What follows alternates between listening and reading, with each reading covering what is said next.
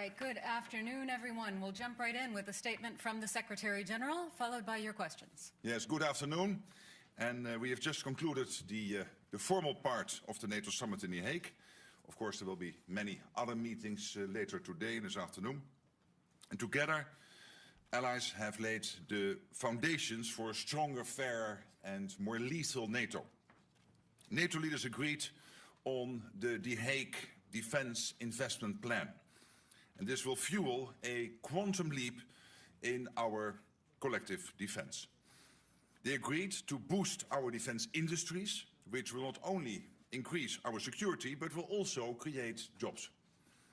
And we have reaffirmed our unwavering support for Ukraine. All of this is crucial. It means that no matter the challenges we face, whether from Russia or terrorism, cyber attacks, sabotage or strategic competition, this alliance is and will remain ready, willing and able to defend every inch of Allied territory and ensure that our 1 billion people can continue to live in freedom and security. These decisions will have a profound impact on our ability to do what NATO was founded to do, deter and defend. And the key decision in that regard is to adopt the Hague Defence Investment Plan. With this plan, allies have agreed to invest 5% of GDP in defence. This is a significant commitment in response to significant threats to our security. It includes at least 3.5% of GDP invested in core defence requirements, a benchmark that until today was set at 2%. A target that I'm pleased to say all allies will now meet this year or have already met. The 3.5% is to fund our militaries and the equipment they need, from our air defences to ammunition, drones, tanks, troops and more.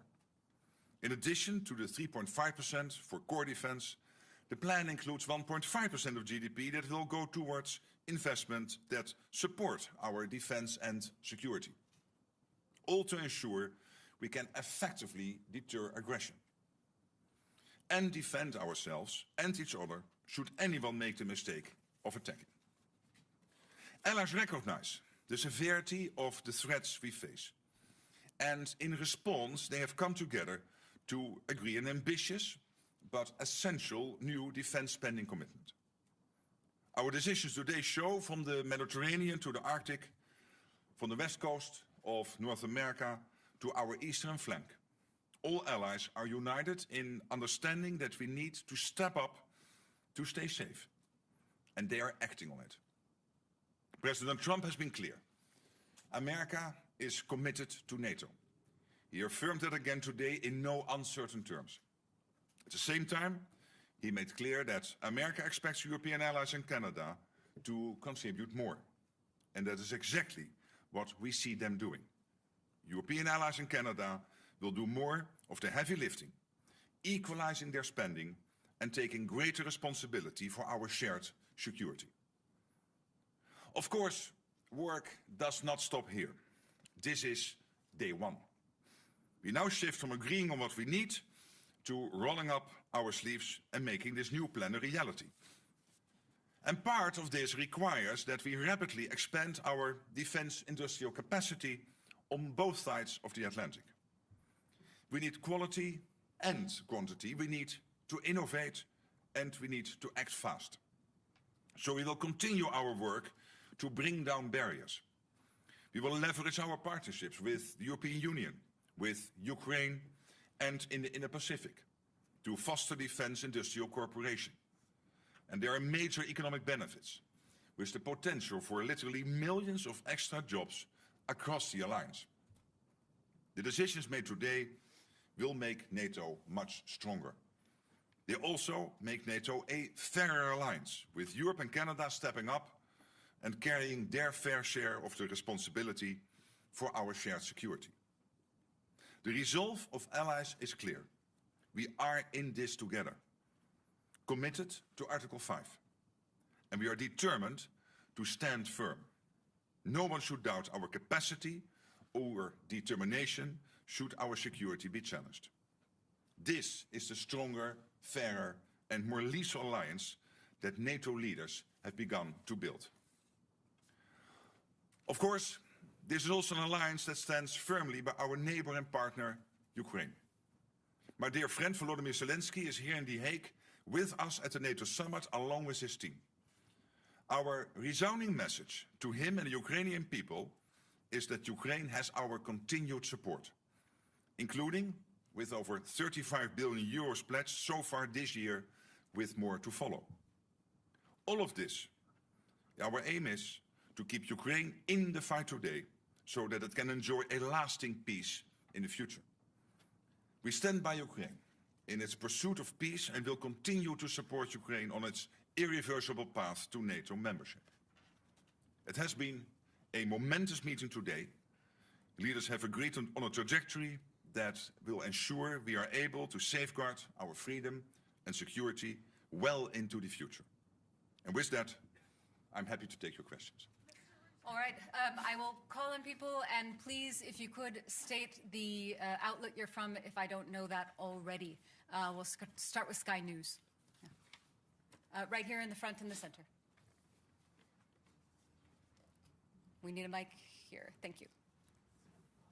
Thank you. Deborah Haynes from Sky News. Hi. Hello. The language that you have used when talking to Donald Trump has been notable because of its flattery. Today you called him Daddy, and you sent a text message to him that was gushing with praise. Is this the way that you feel that you have to act when doing business with the US president, through flattery and praise? Isn't it a bit demeaning, and doesn't it make you look weak? No, I don't think so. I think it's a bit of a question of taste, but I think he's a good friend. And when he is doing stuff which is forcing us to, for example, when it comes to making more investments, I mean, would you ever think that this would be the result of this summit if he would not have been re-elected president? Do you really think that 7 or 8 countries who said, yeah, somewhere in the 2030s we might meet the 2%, we've now all decided in the last 4 or 5 months to get to 2%? So doesn't he deserve some praise? And when it comes to Iran, the fact that he took this decisive action, very targeted, to make sure that Iran would not be able to get its hands on a nuclear capability, I think he deserves all the praise. All right.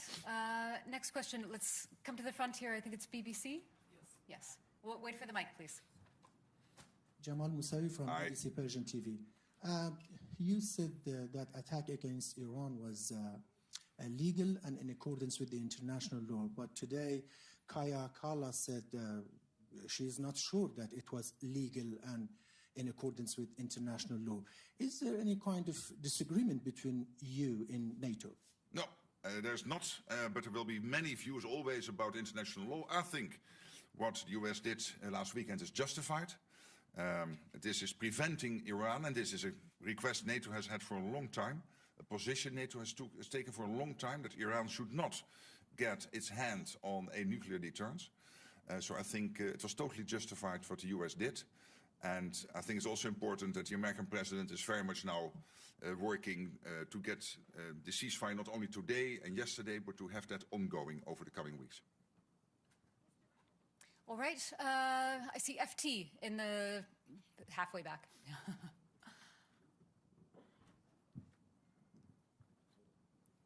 She has to hold it. Secretary General Henry Foy, Financial Times. Aye. The floor. Donald Trump has said the US won't agree with the 5%.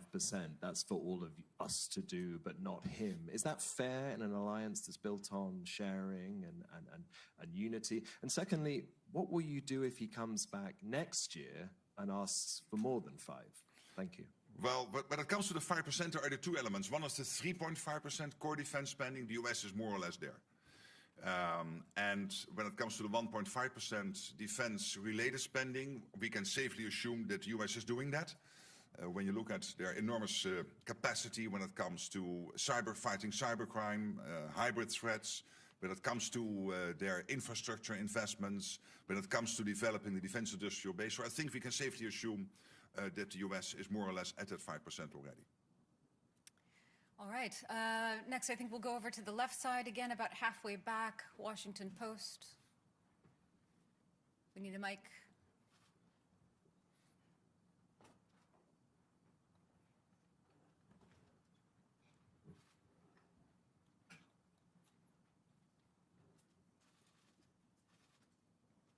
Thank you, Secretary General Ellen Francis, Good afternoon. Washington Post. NATO allies will have to go to great pains to convince people that this money should be spent because of a Russian threat. But some of the comments at this summit suggest that it's all about pleasing President Trump. I think Secretary Rubio called it the Trump Summit. Do you agree that it's the Trump Summit? And how much of this pledge is about keeping the US president happy? Thank you. Well, there are two issues to this and to the 5%. One is that there is this consistent ask from the US. This started already with Eisenhower in the 1950s. For the Europeans and the Canadians to equalize with what the US is spending. And now, finally, we're going to do that. But obviously, the 3.5 core spending and the total 5% is deeply rooted in the outcome of a process in NATO, the NATO defense planning process, which has led to agreeing by the defense ministers 2 weeks ago on our targets. So what each country needs to do when the call would come. If the call would come, we need you to help because there is an Article 5 situation. And we have calculated that to basically reach those targets, we need to spend 3.5% on core defense and, of course, the 1.5% on defense and security-related spending. So there is this US request, please equalize, because it's not fair that we shoulder much more than the others are doing and that we are carrying more weight than the others are doing. And there is the issue of that it is really necessary because of the long-term threat by the Russians to the whole of the Euro-Atlantic area and also the other upcoming adversaries, and of course the situation with China, where we see this impressive military build-up. So it is both true. The US has consistently had this request now for 60, 70 years, and finally we will do it. And I think that's important. It makes the whole of the alliance more stable and fairer.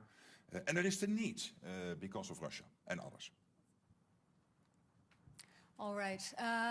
The woman in the third row over on the left side here. Natalia Robb, the New Voice of Ukraine. Secretary General, you have stated that this year Canadians and Europeans have pledged 35 billion into military support to Ukraine, and this is not even the half of the year. In your opinion, what should be expenditure for Ukraine at the end of the year? And what amount of military aid to Ukraine could help Ukraine to win the war, not just survive?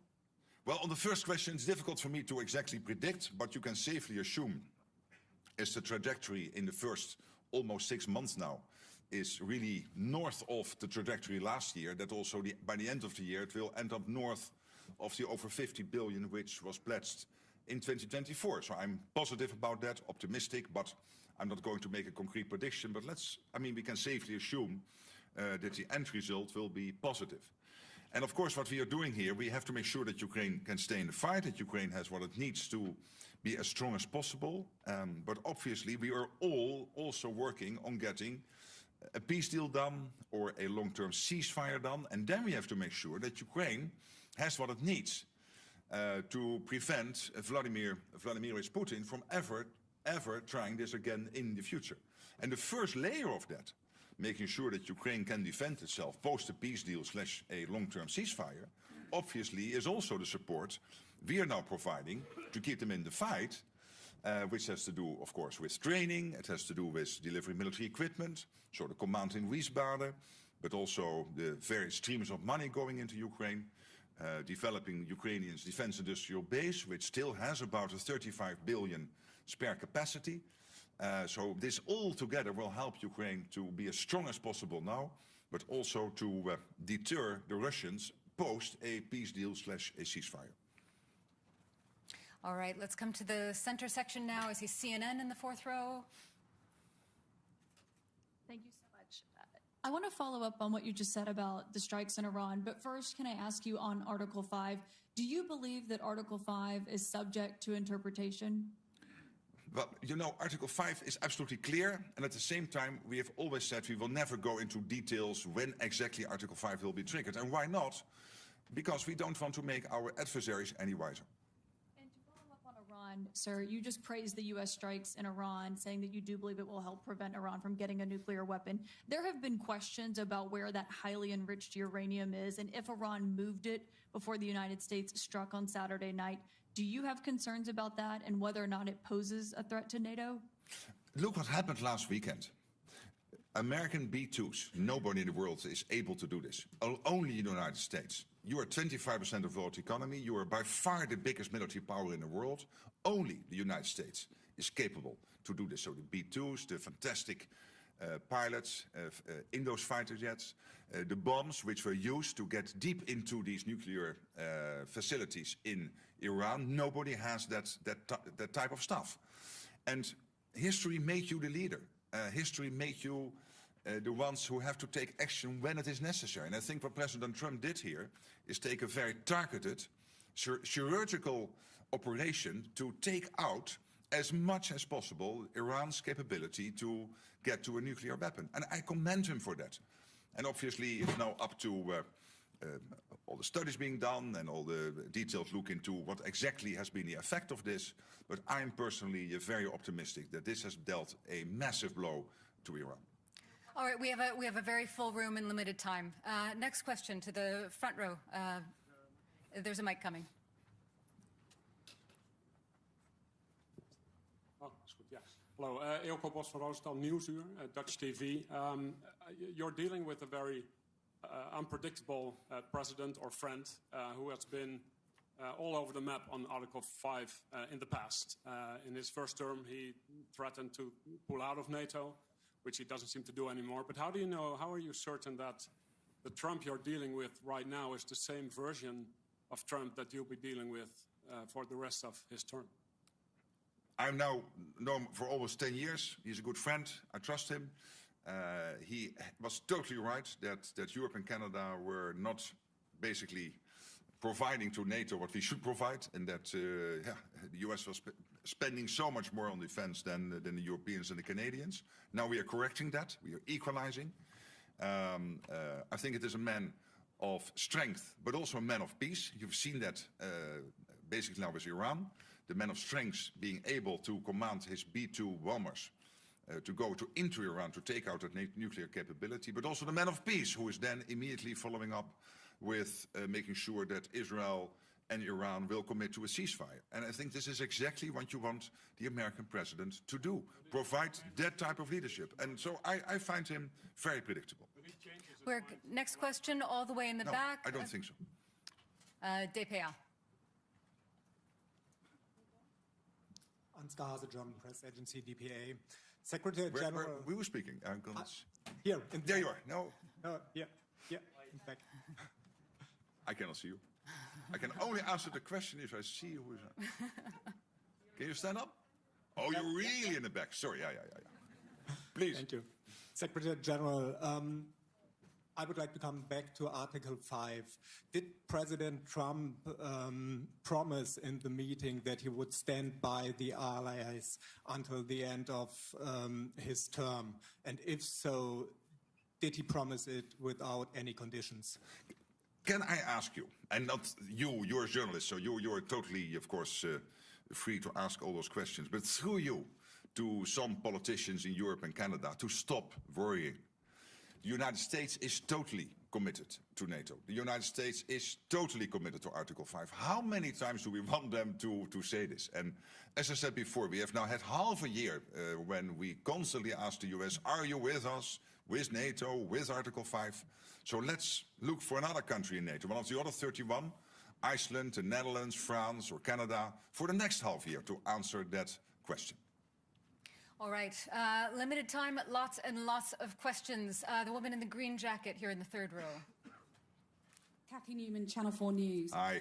Hello. You described in the communique Russia as a long-term threat. Isn't Putin an immediate threat? Did you water that language down to get agreement? No. Of course, if you're a long-term threat, you're also a short-term threat. So he is a threat now, and he is a threat in the long term. All right, same row, the woman in the white shirt with the glasses.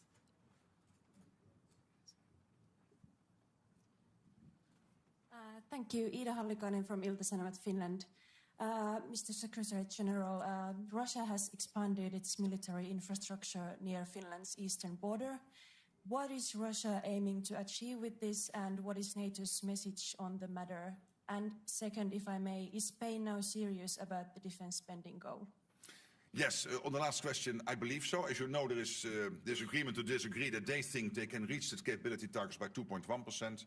NATO is saying it has to be 3.5%, like for all the other allies. All allies will report on how they are getting to the capability targets, so we will see, and in 2029 we will anyway have a review of all of this. On your first question, well, let's not be naive about Russia. Of course, they are fighting this totally unprovoked war against Ukraine. But at the same time, and this is what we have been hearing, open source from many senior military leaders in Europe, including the Chief of Defense in Germany, they are building up their armed forces and reconstituting their armed forces at such a pace that they could be ready in 3, 5, or 7 years to attack NATO. And that is why today was so important, and today is so transformational. Yes, to the question before, because we had to equalize with the US and end the debate which has now been running for 60, 70 years. But particularly also because we know that there is this Russia threat, short-term, long-term, whatever. But the Russia threat is there, and we have to make sure that we can defend ourselves. And that is why we are doing this. Okay, we just have time for a few more questions. NHK, so fifth row here. Satya from NHK, the public TV station of Japan. Thank you. My question is about the IP4 countries, but which were here in The Hague. But so I know you've been mentioning that you won't lecture the whole world, but since you were able to make this historical decision today, do you think this would trigger other countries like the IP4 countries to think twice about their threats around them and their defense spendings? Well, we have this close cooperation. I had yesterday an excellent meeting with the Japanese foreign minister. We will have a meeting with the senior leaders from the Indo-Pacific 4 countries later today, and there will be another meeting also with President Zelensky and European leaders. So, but with the Indo-Pacific 4, we will also meet. And this is because we know that our two areas, so the Euro-Atlantic and the Indo-Pacific, are getting more and more connected. Look at North Korea being so closely involved now in the war efforts, and North Korean soldiers fighting on European soil against, on the Russian side, against Ukraine. That is rather historic. So this cooperation is important, where it's very much focused on innovation, very much focused on procurement, on defense industrial production, making joint assessments of what is happening in the Pacific, what is happening in the Euro-Atlantic, and how the two are more and more interconnected. And I must say, when I'm speaking to the leaders, and I was visiting Japan early April, having a long meeting with the Prime Minister, and I met him again last week in Calgary at the G7, but also the leaders of the Republic of Korea, Australia, New Zealand, they all are very much aware that, of course, part of having a deterrence is that you spend enough on it. And you see in all these countries debates ongoing on doing more where possible. But it is not up to me to advise them. Let me concentrate on the 32 and make sure that we do what we need to do. But I think that debate is taking place also in many countries outside NATO. Okay, I think we've just got time for a couple more questions. The center, fifth row, gentleman in the very center there. Yeah. Yes, my name is Heikki Aitikoski. I'm from the Finnish newspaper Helsingin Sanomat. Did you exchange views on Vladimir Putin and Mr. Trump seems to be in rather friendly terms with him? It would be interesting to hear what you talked about him. I've not changed my views on Vladimir Putin. I don't trust the guy, and of course I had a lot of dealings with him personally when we had a terrible situation with flight MH17, the Malaysian airline flight MH17, being shot out of the air by Russia in July 2014. And Putin telling me that he was not present in the Donbass and that he had no dealings in Ukraine and this, that, and the other. And these were all lies. We know that. Okay, for the sake of geographical diversity, all the way in the back, Telegraph. Pims today, the Telegraaf. Ms. Rutte, I have two short questions for you right here at the back. How do you think Vladimir Putin will look at this NATO summit in The Hague and the appointments being made between the 8 NATO allies? The other question, completely different one, but how big is the role of the Dutch King, Willem-Alexander, the Queen, and also Amalia in organizing this NATO summit and making it into a success? A big role. Last night was really amazing. And I mean, we are both Dutch and we can be very fortunate to have this royal family. Of course, they have that overview which many politicians who are there for 1 or 2 terms can never compete with. So we have a king here in the Netherlands who is now in that position for 12 years.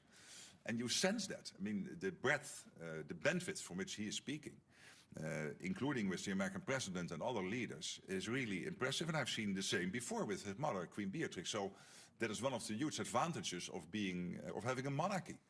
And I would say, well, to your and my country, let's be happy and let's be glad and grateful that his family is willing to do that. On the other question, I mean, look what Putin achieved. He wanted to divide the West, and now Finland and Sweden have joined NATO. He wanted to divide the West, and now we have committed to a 5% spending target. So he cannot be very happy, and he should not be very happy. All the way in the front, on the left. Never give the microphone away. So that you can see me.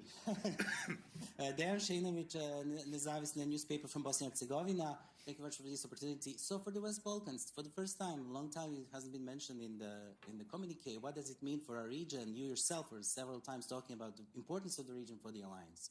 What can you tell us why it's not mentioned? Yeah, but again, this is not your traditional communique which you would see in the UN or in NATO in the past, where you would have 60 pages, 90 paragraphs, basically talking about the world from the birth of Jesus up to today and everything in between. I mean, that's done. We try to focus. So we are still very much concerned. KFOR is there in Kosovo. U4 is there in Bosnia and Herzegovina. I was visiting the region, had extensive talks with the leadership in Bosnia, in Kosovo. I had a dinner in Brussels with the president of Serbia. So we are very much involved as NATO. The EU, of course, is very much involved. We closely coordinate with Kaja Kallas and Ursula von der Leyen on the European side. But what we really want to do here is not to recall all the language, like the irreversible path of Ukraine into NATO. It's still there, nothing changed. But really to focus on 3 core issues in 5 paragraphs. And one of the paragraphs is about the next meeting. So basically 4 paragraphs. And that is about, as you know, production, spending, and Ukraine. Okay, final question to the young reporters in the front. Yes. We'll get a mic to you. Just a moment. Thank you very much for this opportunity, Secretary General. We are the youth correspondents. Absolutely. And you are here now for 2 days, and you will be marvelous. Yes, thank you. There's a lot happening in this world, and many children worry about it. Do you think we children can also fight for peace? Or should we trust that you could bring peace to the world? Thank you. But I cannot personally bring peace to the world. What we can do collectively is to make sure that we are so well prepared, we are so strong, that nobody will ever attack us. So the best way to preserve your future and that our children can live in a democratic, free, open society where you can be who you want to be, think what you want, have free press, what we basically have in the West, and let's be honest, it's fantastic, is to make sure that we spend enough on our defense, particularly if we know that we have some adversaries who are really trying to get at us. So that's the best way to preserve your future. And that's what we try to do today, to make that commitment. But you standing here is really touching. And we have seen each other now for 2 days. We know each other for some longer time. I really want to thank you both. And in you, all the free press sitting in this room, for your fantastic work. And see you soon, in Brussels or elsewhere. Bye-bye. Take care. Thanks. Thank you all very much. That's all we have time for today.